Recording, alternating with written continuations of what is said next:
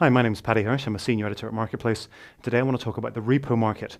Firstly, because the government's considering making some changes to the way the repo market works, or certain parts of it.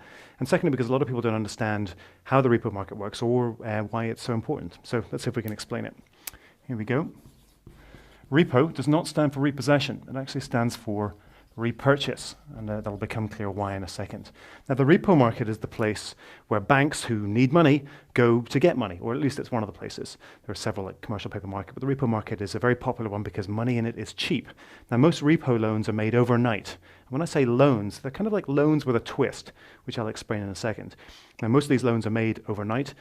Longer term loans are called term repos, but we're not going to deal with those right now. We'll just deal with the overnight loans. So who uses it and how does it work? Well, let's take an analogy. Let's use a borrower. We'll call him Sam.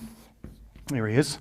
Now, Sam has got a truck that is empty of all gas, and he needs to fill it because he needs to get to work. He's got a problem because he's absolutely skinned. He's got no cash. His credit card is drained. He's got no money at all. And in order to get money at work, he needs to be able to get to work, so he needs to be able to get money, a short-term loan to fill his car up to get himself to work. So he gets in his Rolodex and he calls around and sees who he can find, and he manages to find Amy. Amy's a nice girl. She's got a pot of cash, and she is willing to lend, or she's willing to hand over $100 to Sam. But there's a condition. She wants collateral. Now, most loans obviously have collateral, but in the repo market, in this system, the collateral is used somewhat differently. So Amy goes to Sam's place, looks around and says, what have you got that I can use as collateral? Sees a box of AC/DC records, okay? All the vinyl up till 1990. She says, I'll be able to sell this for $100 if it all goes wrong, so we'll use this. So here we are, this box of AC/DC records. Okay. She says, okay, Sam, what I want you to do is I want you to sell me.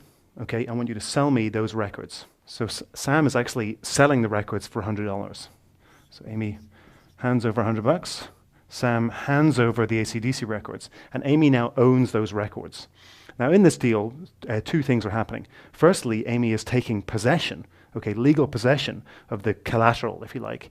And secondly, she is saying that part of the agreement is that Sam will repurchase these records, repurchase the collateral the next day, hence the repo loan. So it's kind of like a loan, okay, but it's also not a loan because she's actually bought it. It's a transaction. So, but he is agreeing to repurchase this the next day. And in exchange for setting up this agreement, Amy wants a fee, usually a very small fee, say, call it $1.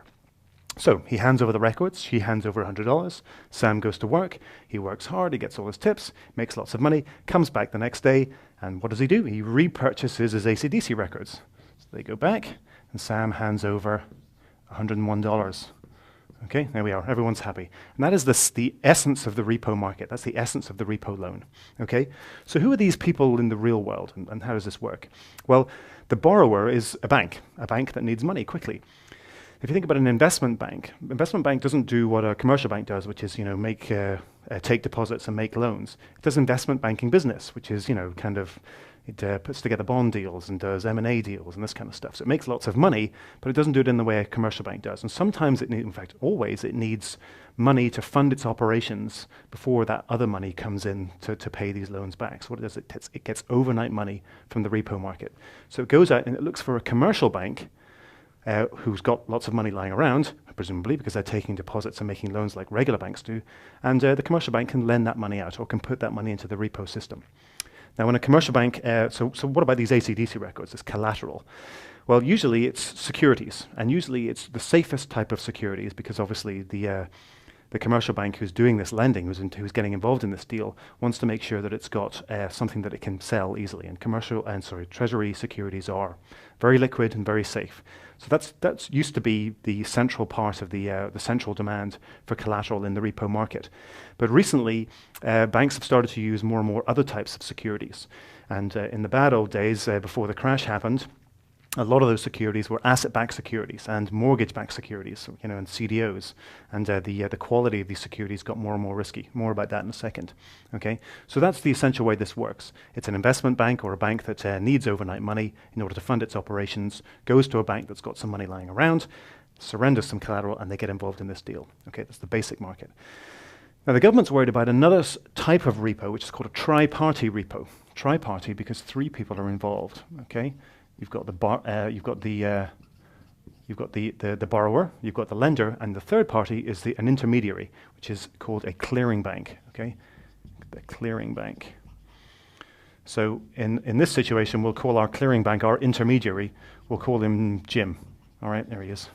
Jim's a bit, there's dark glasses there. Anyway, Jim is the intermediary. So why would you want to use an intermediary? Well, if you're a commercial bank, it's kind of a pain, to put this whole deal together. You've got to decide what the collateral is going to be. You've got to work out the deals of the loan. You've got to determine, the creditworthiness of the borrower, et cetera, et cetera, et cetera. So a lot of these people use these clearing banks, these intermediaries, to make the deal go more easily. Obviously, the clearing bank takes up a little fee, and so lops off the lender's fee slightly, but they use it because it's convenient. Now in the US, the clearing banks, the two big clearing banks are JP Morgan and Bank of New York Mellon. They're the two biggest ones, and they do the majority of the business. But those banks sound like regular banks, right? They do have regular banking business, and the government is worried that they, because the other banks on either side of this trade are competitors, and therefore there's a conflict of interest there. And they might demand too much collateral, or they might hurt one of their competitors by putting onerous demands on them. So the government is only considering replacing the clearing bank system with a kind of a government utility, if you like, a utility bank that would be a government entity. So there's some talk about that, and that's why that's the reason for that conversation, is because of that conflict of interest. So what can go wrong in this system? And why is it so? Why are we hearing so much about it right now? And why is the government considering these changes or focusing on it? Well, the reason is because of Bear Stearns and Lehman Brothers. These are two investment banks that needed this money desperately to fund their operations. Every night they needed this money to keep themselves moving. And in fact, investment banks still need this short-term money to operate. And their survival depended on their reputation. Because if you don't have a good reputation, nobody's going to lend to you, right? So people were looking at Bear Stearns and looking at Lehman Brothers, and they were saying, hang on a second, firstly, what's this collateral that you're surrendering? All these mortgage-backed securities, all these CDOs. Not sure we like the look of that. And then we look at you and we think, but if that's the collateral you're surrendering, or if that's the collateral you're using, what does that say about the state of your own ability to operate? So firstly, am I going to accept this collateral because I don't know if I'm going to be able to sell it, given the fact that it's plunging in the market right now? And secondly, I'm not even sure that you're going to be able to be, because of the type of businesses that you're investing in, I'm not sure you're going to be good for the money the next day. So suddenly all these banks started to back away from Bear Stearns, and eventually Lehman Brothers as well. They stepped back. And what does that do to you? If you're an investment bank and you need that money to operate overnight, well, if more and more people back away, suddenly there's nobody on the other side of this trade. You're stuck with money owed. You've got to pay people. You've got to operate, but nobody's going to lend to you overnight. Well, that is going to leave you very badly, needing a drink.